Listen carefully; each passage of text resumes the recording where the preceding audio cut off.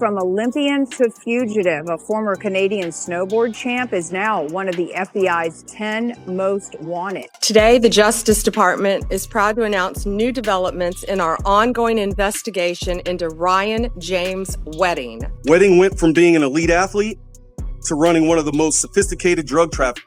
He's currently on the FBI's and has been top 10 most wanted list.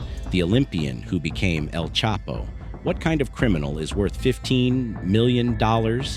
Typically, such a bounty is reserved for terrorists, for cartel leaders like El Chapo, for men who own armies. It is not usually reserved for this guy.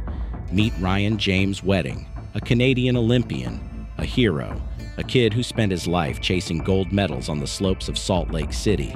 But today, the FBI doesn't call him an athlete. They call him El Jefe, the boss. They say he's not just moving drugs, he's ordering executions, he's doxing witnesses, and he's allegedly running an empire so violent, he's become one of the most dangerous men on Earth. How does a man go from the Olympic Village to the FBI's most wanted list? This is the story of the snowboarder, who became a monster. This is the story of Ryan James Wedding, the Olympian who didn't just fall from grace, he crashed. Before he was a headline, before he was a fugitive, before he was a ghost hiding somewhere in the shadows, he was simply Ryan, a kid from Thunder Bay, Ontario, born on September 14, 1981. A kid who loved the snow, a kid who felt alive the moment his board touched the mountain. People who knew him describe him with words like driven, intense, and laser-focused. Not just a dreamer, a doer.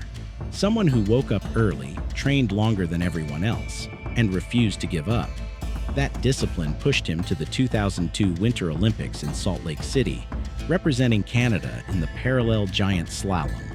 For a moment, it looked like Ryan was on the path to something big, something good, something meaningful. But here's what nobody talks about. Sometimes, life doesn't change in one big moment. Sometimes it changes slowly, quietly, and decision by decision, until a person wakes up one day and doesn't even recognize themselves anymore. And that's what happened to Ryan James Wedding.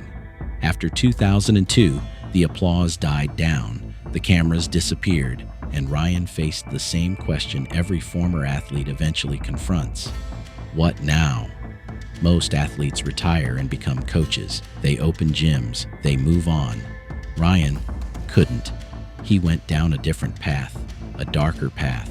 They say the most dangerous thing for an adrenaline junkie is boredom. Ryan needed the rush, and when the snow stopped giving it to him, he found something that did.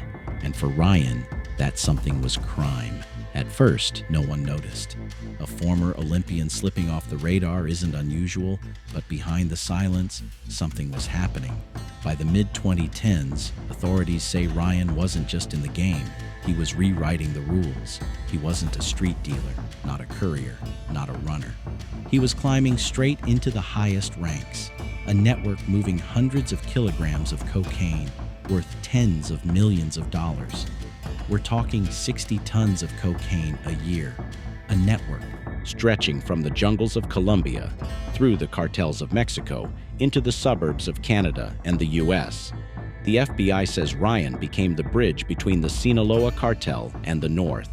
You can almost hear the disbelief in the voices of the FBI agents who later spoke about the case. He was the last person anyone expected. Authorities say Ryan's nickname among his associates was El Jefe, the boss. He allegedly ordered violent enforcers, managed distribution channels, oversaw shipments.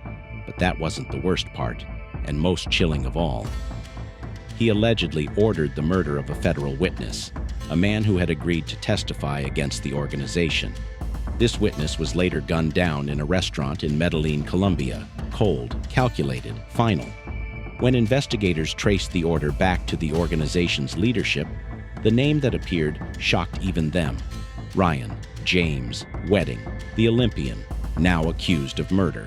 Authorities allege that when a drug shipment was stolen in 2023, Ryan didn't just get angry, he got revenge. The first twist, the innocent victims. He allegedly ordered a hit on a family in Ontario.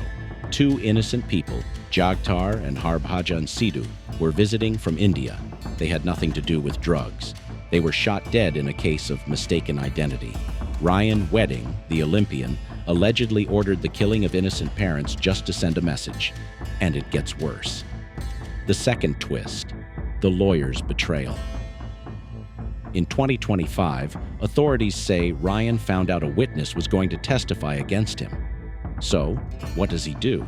He allegedly hired hitmen to track the witness down in Medellin, Colombia. He didn't just order the hit, he allegedly used his own lawyer to help facilitate it. Think about that. The FBI director didn't compare him to a dealer. He compared him to El Chapo. March 2025. The FBI has seen enough. They put Ryan on the 10 most wanted list. But they didn't stop there. In late 2025, they raised the stakes. $15 million. That is a life-changing amount of money. That is, betray your best friend money. The FBI believes Ryan is hiding somewhere between Mexico and Colombia, likely protected by the Sinaloa Cartel. They say he's changed his face. He's using aliases like Giant and James King. He moves constantly. He trusts no one. But here's the chilling part. No one knows for sure.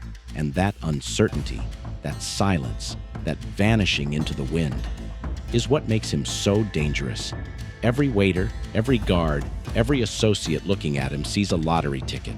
Ryan James Wedding, the boy who wanted to fly. He got his wish. He flew higher than anyone expected. But the higher you fly, the harder you crash. So we have to ask, what happened to Ryan? How does someone go from chasing Olympic glory to running from the world? Was it greed, power, fear, trauma, or something deeper? The loss of identity after the only thing that defined him disappeared? Ryan is still out there. Somewhere between the mountains and the sea, the Olympian is waiting for the door to be kicked in. And the question isn't if he'll get caught. It's who will turn him in first. Ryan Wedding's story forces us to confront something unsettling. How close are any of us to becoming someone we swore we'd never be? The fall from glory isn't usually a jump. It's a slide. Slow, quiet, inevitable, unless something stops it. For Ryan, nothing did. And somewhere, someone still knows what really happened. So what do you think happened to Ryan James's Wedding? Was he always destined for darkness? Or did the world fail him somewhere along the way? Please share your theories in the comments. Was it an inside job or an outsider? I read every single one. And if you want more deep dive, emotional true crime stories, make sure to click like, subscribe, and turn on notifications so you never miss a new episode.